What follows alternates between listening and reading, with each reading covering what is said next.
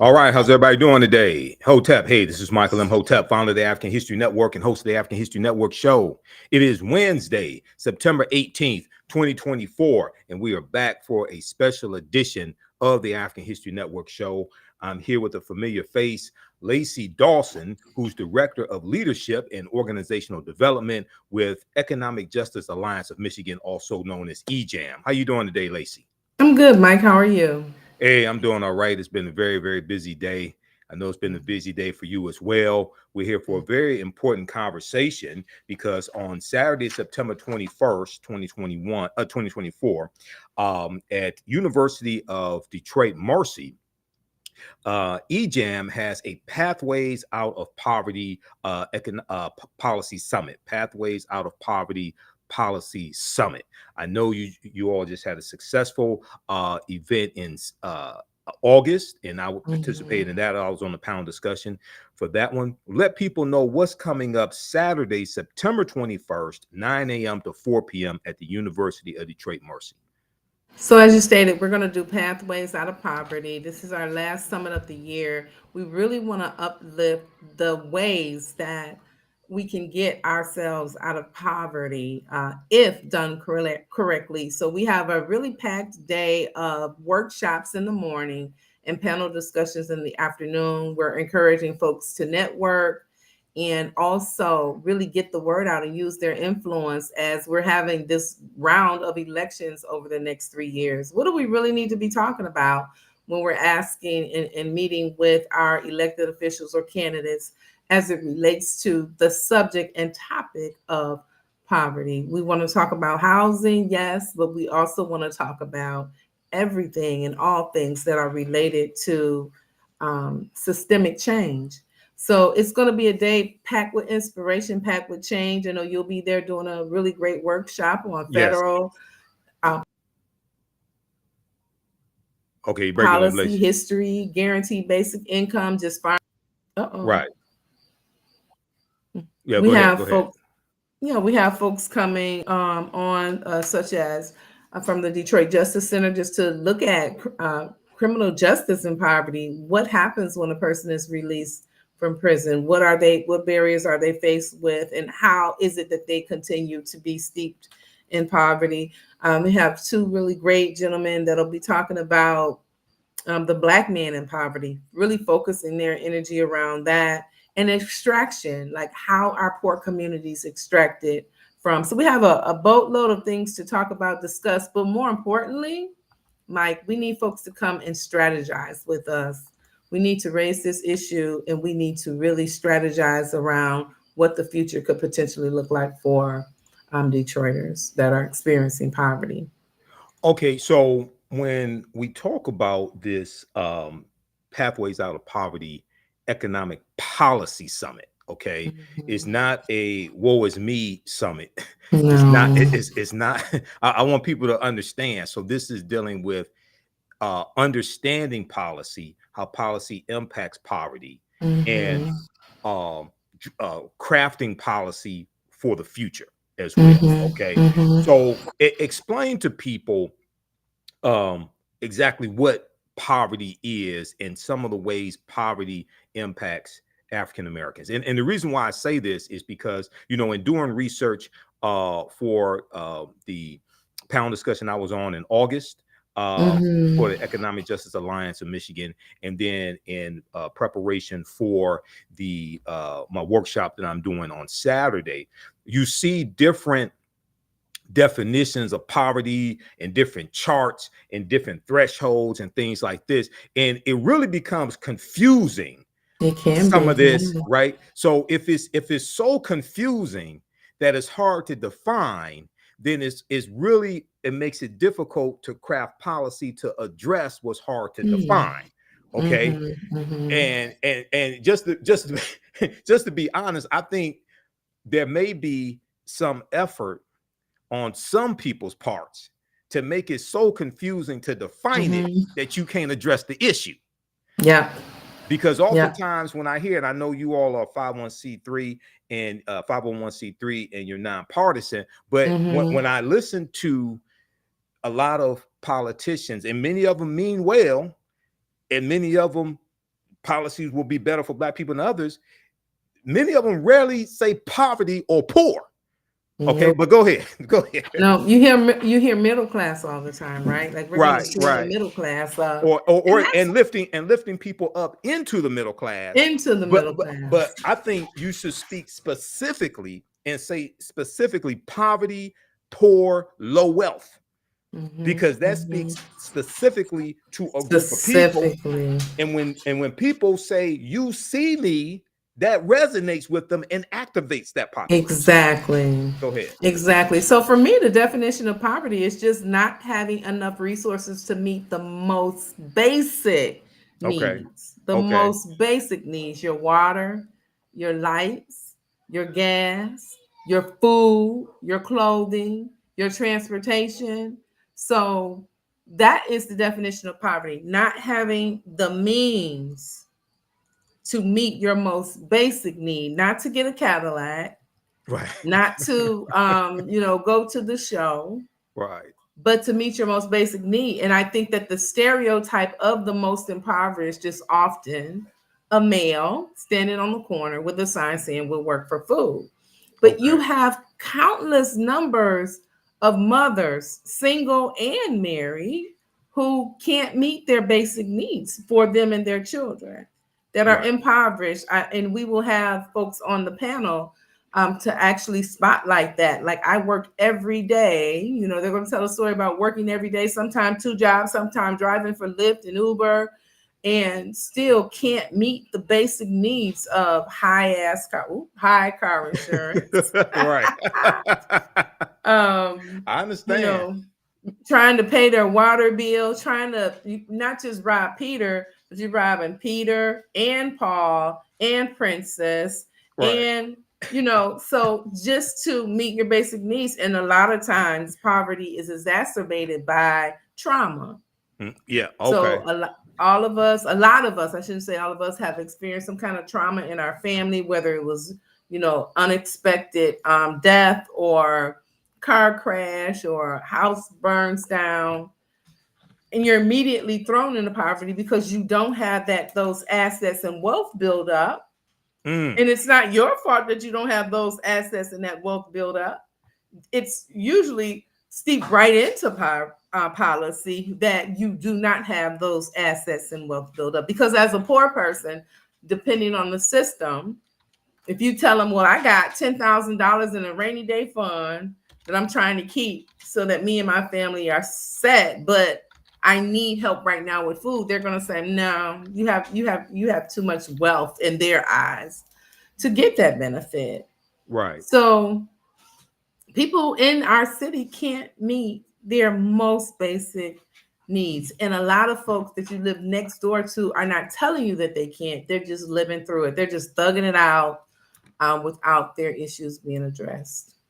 Okay. So there's oftentimes some type of shame Mm-hmm. around poverty, and people don't want to admit Yeah. that they need help, even when help is available.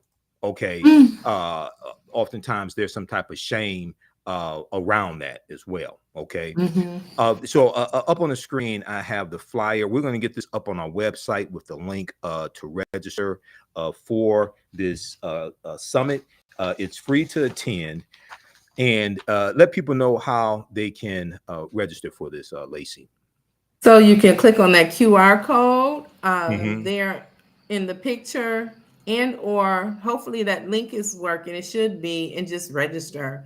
At this point, if you came on down without registering, we're gonna let you in also. So click on that link, register. We do ask a couple of questions in there, like, what is your profession? Or what, are you an activist? Are you an organizer? Are you just a regular everyday member of the community? And what are your interests and your expertise?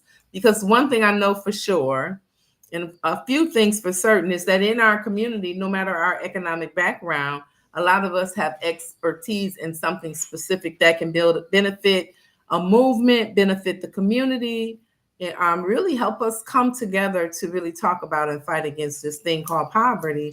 And like you said, Mike, we don't often hear that word, which is also something that interests me. Like, why aren't we talking about it? Right. Exactly. I think there's a shame around it, and Mm-hmm. I think you have some people who feel like they will turn off certain segments of the voting public if they talk about poverty, etc. But it's like you know, the largest number or segment of voters, especially nationwide or even city, state, are non-voters, people who are Mm-hmm. registered to vote who didn't vote. And a lot of times they feel like their vote doesn't count. Nobody's listening to them. And there's a Mm-hmm. huge segment. I know repairs of the breach, Reverend William Barber III, Yeah. and they're nonpartisan. Mm-hmm. I know he talks about activating low wealth people, people impoverished, and the Poor People's Campaign, things of this nature, Right. going back to what Dr. King was doing in 1968. Okay, Yeah. so I want to, so people can check this out now. Is this going to be on Eventbrite as well as? It is also on Eventbrite on our Facebook, on the EJAM Facebook page. Yes. Okay, give And people I know the, you shared it a number of times too. So yeah, thank you for and that. we're going to get this on our website, africanhistorynetwork.com, with the link. People can scan this QR code as well. In the description of this broadcast, we have the link there where you could click on Mhm. it and register for this also. There's going to be a networking lunch, and that's one of the reasons why they need to know how many people are coming. So they need to know how much food to have. Okay. Mhm. Um, but this will be on Eventbrite as well. Okay, so Mhm. let's do this. I want to. You talked about oftentimes people are put into poverty because Mhm. of circumstances, and one of the things that and being a historian as well as a national political commentator, understanding policy, studying policy, and having been involved in writing public policy for the city of Detroit, a lot of times people talk about poverty people are just born into poverty as opposed to circumstances pushing people into poverty. Okay, Mhm. now number one, policy creates poverty. Okay, Yes. one. But two, if we look at this, for example, and I did a broadcast dealing with this, and I'm going to mention this at my workshop on Saturday. There was a good article from blackenterprise.com, and this article deals with, and a lot of people know that I did a presentation for the Detroit Reparations Task Force. Okay, Okay. dealing with understanding policy and dealing with municipal reparations, nonpartisan, but just understanding Mhm. policy and history. Okay, there was this article here from blackenterprise.com called New Book Reveals How the U.S. Stole $600 billion from Black Americans through unfair taxes post slavery. How the U.S. stole $600 billion from African Americans through unfair taxes post slavery, and this deals with property taxes. Okay, unfair property taxes. Now we know we are disproportionately overcharged when it comes to income taxes by about 13%. Right. Washington Post has an article on this. But if we look at this, name of this book is The Black Tax: 150 Years of Theft, Exploitation, and Dispossession in America. It's by Andrew Carl. Bloomberg.com has an article dealing with this. But to look at this specifically, it says here, there's a part that I want to go to. I'm gonna close this ad out here. So they give specific examples of African Americans who were overtaxed, things like that, and lost their land. They give an example of Hillary Thomas Stewart Sr. Hillary Mhm. Thomas Stewart Sr. In 1920, Hillary Thomas Stewart Sr. lost 24 acres of land in a tax sale, quote unquote, under dubious circumstances, after the great great grandfather of George Floyd failed to pay $18.83 in taxes. He lost the land that forced the Stewart family into poverty. So this Um, man, Hillary Thomas Stewart Sr., was the great great grandfather of George Floyd, who was killed May 25th, 2020 in Minneapolis, Minnesota. because of overtaxation on his land, and because he couldn't pay $18.83 in taxes, he lost this land that forced his family into poverty and probably had a huge effect on future generations. Okay. Definitely. So this is an example of understanding how law and policy impacts conditions and why it's Mm-hmm. important to understand history. And at the very same time, I just talked about this in my class, my online history class on Sunday. You have a concerted effort by certain forces and certain groups of people to suppress the teaching of the history in school and ban Right. books, right? And I keep hearing people telling, specifically African Americans, slavery was a long time ago, or that history is a long time ago. It doesn't have to be slavery. It can just be from the It's Jim Crow not. era. Okay. They say it was a long time ago, but they keep pulling up laws from that period of time Right. to attack African Americans. Right. Okay. You Right. it just give you a quick example. I want you to respond to this. The Fearless Fund. Okay. The Fearless Mm-hmm. Fund just had the group of African American women, Ariane Mm-hmm. Simone and others. They just had their a court ruling, and the Fearless Fund venture capital firm drops grant program for Black women business owners. Okay, so this is an article I talked about this Saturday. This is an article from CNN.com, right? Mm-hmm. This is from September 12th, 2024. This is from CNN.com, originally by the Associated Press. Thursday, September 12th, 2024. Fearless Fund drops grant program for Black women Black. business owners in lawsuit. Okay, they were ruled against by a federal appeals judge, a panel of federal appeals judge, 3 of them, 2 ruled against them, 1 ruled for them. Okay, but the lawsuit against them, I want everybody to understand this. The lawsuit against them is using the Civil Rights Act of 1866, 66. which was the year after slavery ended. And that law was created specifically for African Americans, for the former slaves, for us to be able to enter into labor contracts and negotiate wages and enter into Mm-hmm. contracts. So how is it that you keep having people say that was a long time ago and that doesn't matter, you should get over it, but you keep using laws from that period to attack us? Go ahead, Lacy. There's no way to get over it, right? Policy and laws are exactly that, policies and laws. And it doesn't matter to them that that law is ancient and almost irrelevant, in my opinion. It's one of the most egregious and ridiculous things that I've seen in a long time. Mm-hmm. And the other kind of important history behind that is when we were emancipated, we were flung deeper into poverty than anything else that I could imagine. I couldn't imagine being emancipated and having nowhere to go. So that was intended to help lift us up. That law was like, okay, we're going to help you all out, right? Less than 200 years later, we're going to use it as a sword to chop you up. So Black women do not have the right to have a grant that would help them eliminate some of the most egregious things and acts that had come across us, upon us from this economic injustice system. Right. And to me, it's so historical and so generational that we need to do a lot of things. It's an ecosystem that we're going to have to create around not just policy, but law, and the teaching of history that you just brought up. I actually was speaking with a student at one of the most prestigious high schools in Detroit. Which one was that?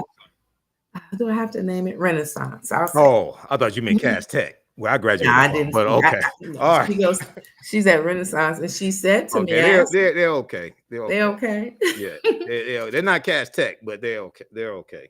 Go ahead. Yeah, they're okay. She's a very smart young woman, very smart. And I asked her about the civics classes and the government classes, and she said that you don't get to take those unless you're in AP. And Advanced I'm going placement. advanced placement. And I'm going, everybody in school does not get to take civics or government because it's an advanced placement class. So how do we groom our young men and women to be able to fight against a history that they can't even learn about. So she said that at her, is it um okay, Renaissance High School, for those that don't know, is part of Detroit public school system. Yes. Okay, so is she saying in her high school specifically, or Detroit public schools as a whole, you don't get to Mhm. take civics unless you're part of advanced placement? I asked her specifically about where she was, Okay. right? So I can imagine if it's like that at one of our top tier schools, what it might be at some of the others. And I'd be interested in even knowing and learning more about how we're teaching civics and or government or policy to our youth, because Right. that connectivity is definitely something that we need to have in place to connect our young thinkers to the possibility of change. We cannot eradicate poverty if we can't help Black women get grants to open businesses because of a law in 1866 that nobody knows about or has studied, other than the folks that want to use it as a weapon, who want to weaponize it. And Right. it's saddening. And this issue of poverty, when I saw the statistic that was published by the University of Michigan Poverty Solutions Department, the statistics said that more than 43% of the children that live in Detroit live in poverty. Mm-hmm.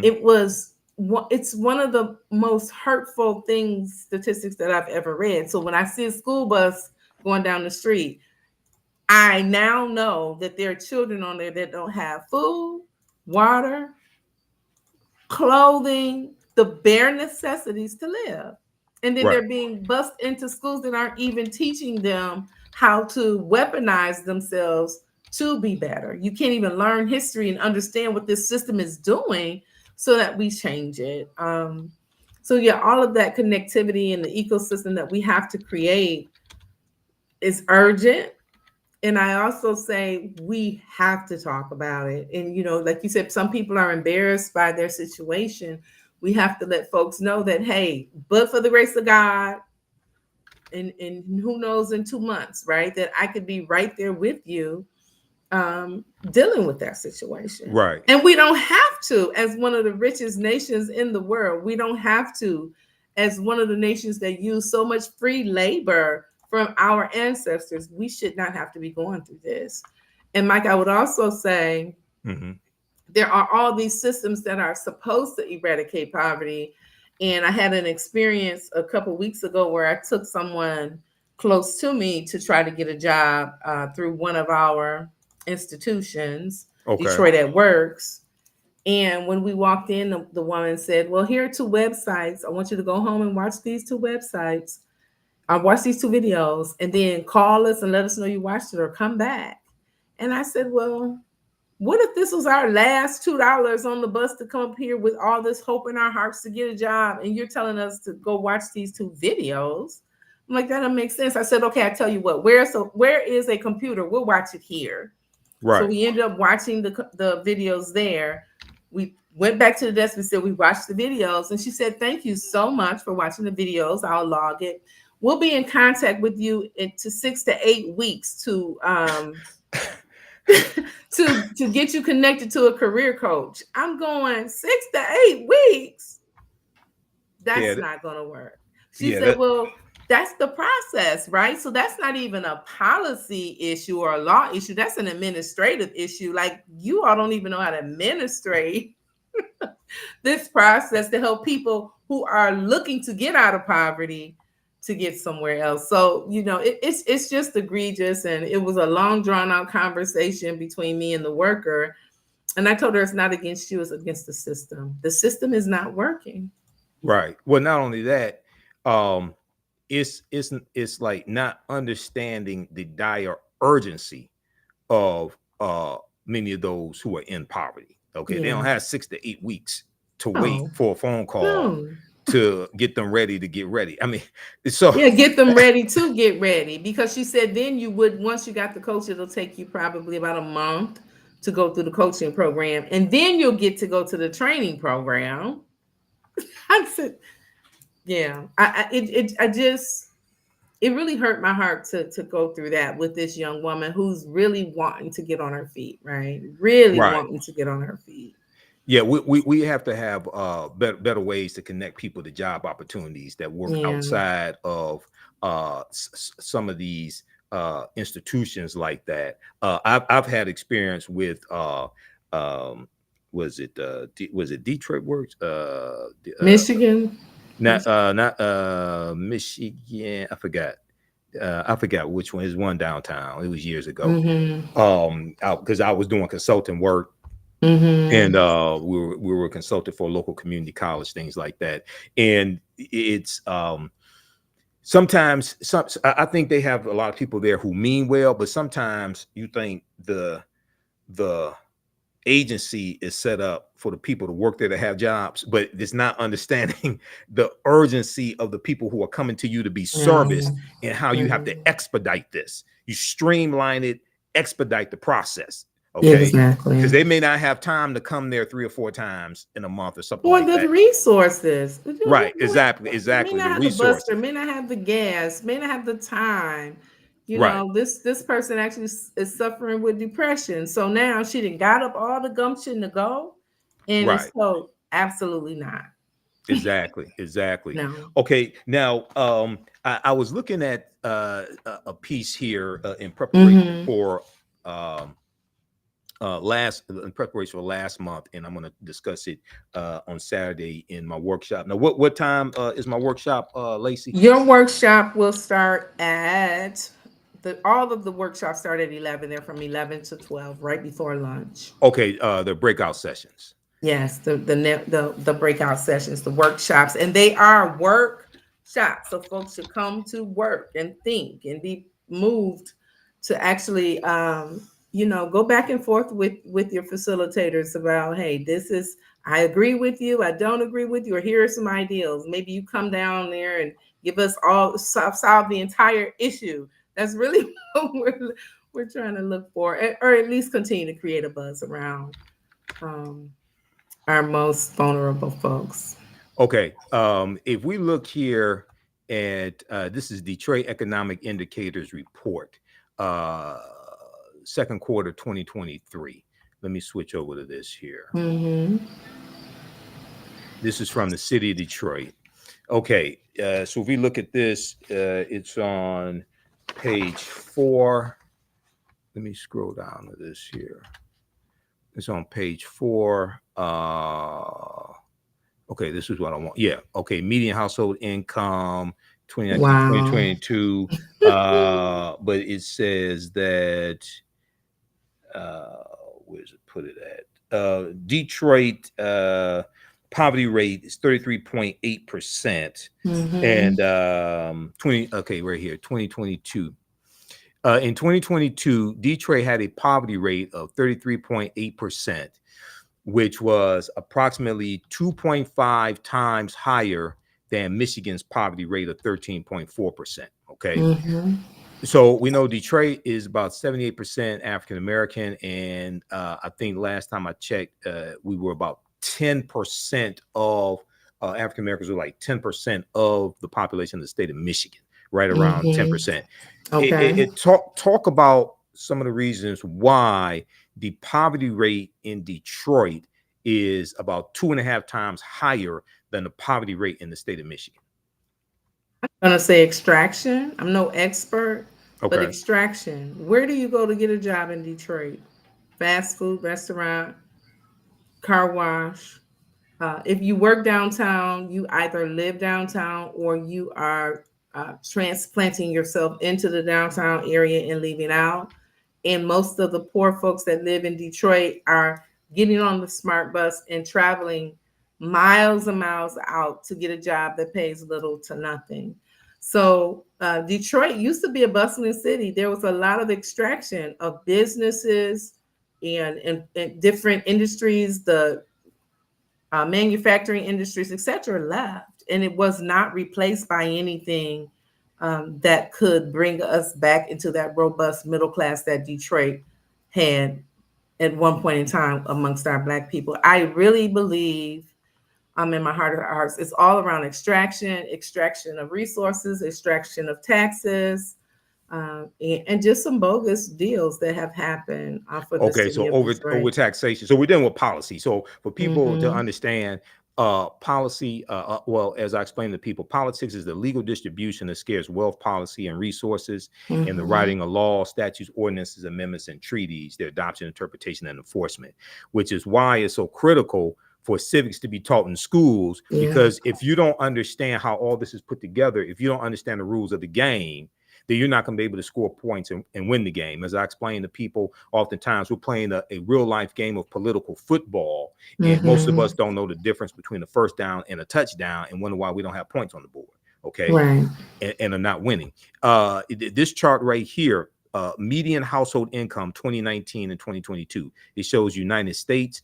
Okay, green is 2019, gold is 2022. United States median household income $65,712 in 2019, $74,755 in 2022. The median is the point, a statistical measure where 50% of the population is below that point, Mm-hmm. 50% of the population is above that point. It's different than the average. Yeah. Michigan median household income $59,584 in 2019, $66,000 in 2022. Detroit median household income 2019, $33,000, and 2022, 36,000. So we see a huge difference, just in a huge disparity just in the state of Michigan. Yeah. Okay, so this is what we're talking about, and most likely, if you're making $36,000 a year, you're going to be in poverty, especially if you have children. Yes. You're not going to make enough money just to meet the basic needs. Okay, not go to the And casino every weekend, but right. just the basic needs. Go ahead. But think about it. That makes people go to the casino every weekend because they're trying to bump up some funds in their pocket, and they can't do it that way, right? I think when you look at childcare Mm-hmm. costs in the city of Detroit, one of the panelists actually, Mr. Brent, said, he's paying $385 a week Mm-hmm. for childcare. I'm surprised he didn't say he was in poverty, because it blew me back that the things that we have to pay for, the bare necessities, we cannot afford. Right. And if you look at the median income on $36,000 a year, if you have one or two children, how are you going to make that? How are you going to make that? Your car insurance is going to be an average of $300 to $400 a month. If you have a car note, $300 to $400 a month. It's just an enormous burden that should be able to be lifted from folks. And it's not that people are lazy and shiftless and dumb. It's just the way that the system is set up for failure. And you don't really get the breaks that a lot of folks who have more means get. You don't get those breaks. Exactly. So what do you want people? So once again, everybody, register for this conference. This is taking place on Saturday, September 21st, 2024, 9 a.m. to 4 p.m. At University of Detroit Mercy campus, 4001 West McNichols, 4001 West McNichols in Detroit. And we have the flyer here. QR code is there in the description here of the broadcast. The link is there to register. We're going to get this on our website, AfricanHistoryNetwork.com. You can register there as well. Explore pathways out of poverty, exploring the faces, facets, and solutions to eradicate it. What do you want people to take away from this conference that's taking place on Saturday?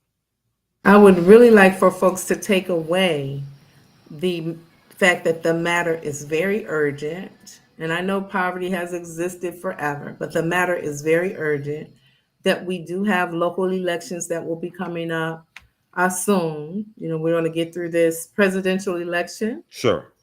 For sure. But we do have local elections that actually impact you a lot faster than presidential elections, and that we should be having very intellectual conversations with those who want our vote coming next election cycle, and that we continue to just talk about this. Again, more than 43% of our children live in poverty. We should have that on every billboard, every street sign, every license plate, so that we together can eradicate it, because we can. We're not saying give everybody $1 million. You know, we need we not even maybe we need a guaranteed basic income in Detroit to help lift folks out of poverty. We need less car insurance, but all of these things should be placed under the auspices of these are the things that are keeping folks impoverished or steadily pushing people into poverty. So we welcome folks to come down who are concerned about this issue and who can help craft the conversation and to have the conversation all across the city of Detroit and the state of Michigan to say, hey, we need some relief. We need some relief, better safety nets, better processes to really take care of the least of us and all of us for that matter. Are there going to be different agencies, organizations there that will be providing information to connect people to these pathways as well? Can you talk about that for a minute, please? Yes, we will have some resources there to talk to that will have information about where you can get help.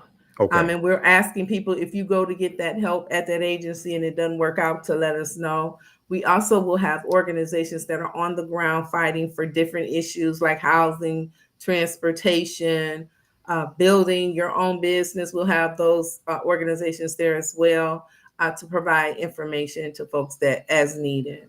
And if you have something you want to bring, you're welcome to bring it out. Speaking with the audience, if you have some information you'd like to bring it out. We take it. We just want to really connect as many dots as we can to create our own safety net as possible. Okay. All right. Excellent. Okay. So this is taking place Saturday, September 21st, 9 a.m. to 4 p.m. You said I speak at 11 a.m. You said the workshop from 11 to 12. You get a whole hour. Okay. So there are different breakout sessions from 11 to 12, different workshops. And I'll be doing one as well. So people come out for that. Visit our website, AfricanHistoryNetwork.com. We'll get this up there with the link, and let people know how they can contact you all or follow you all on social media. Economic Justice Alliance of Michigan. How can they follow you all on social media? Yep. Economic Justice Alliance of Michigan is our Facebook page and our Instagram. Okay. We don't do X or TikTok or whatever you guys call that stuff. That's fine. That's fine. You can find us on both Facebook and Instagram as Economic Justice Alliance of Michigan. All right. Excellent. Okay. Well, look, Lacy, I look forward to seeing you Saturday. I look forward to seeing you too. Absolutely. Good to have you back on. Detroit, come on out. Detroit and Metro Detroit, come on out for this. And also this, even though the focus is on the African-American community, but we'll talk about poverty in general, regardless of race as well. Correct? Yeah, that's true. Absolutely. Okay. Yeah. All right. Well, look, Lacy, you have a great day, and I'll see you Saturday. Okay. Okay. See you Saturday. Thank you. All right. No problem. All right, everybody. So that was Lacy Dawson, Director of Leadership and Organizational Development for the Economic Justice Alliance of Michigan. Come on out Saturday, September 21st, 2024, 9 a.m. to 4 p.m. I'll be there. I'll be doing a workshop 11 a.m. to noon, and I'll be on a panel discussion also at 2 p.m. as well. We'll get this on our website, AfricanHistoryNetwork.com. Be sure to follow us here on social media, the African History Network, on Facebook, Michael Imhotep, IMHOTEP, on YouTube, and my personal page, and Michael Imhotep on Instagram. Post your comments here as well. Like, subscribe, and comment. And be sure to visit our website. Information about my online history classes are there, and the African History Network show. You can watch the African History Network show Sundays, 9 p.m. to 11 p.m. Eastern Standard Time. Okay. Remember, right now is corrects wrong behavior. It's not over till we win.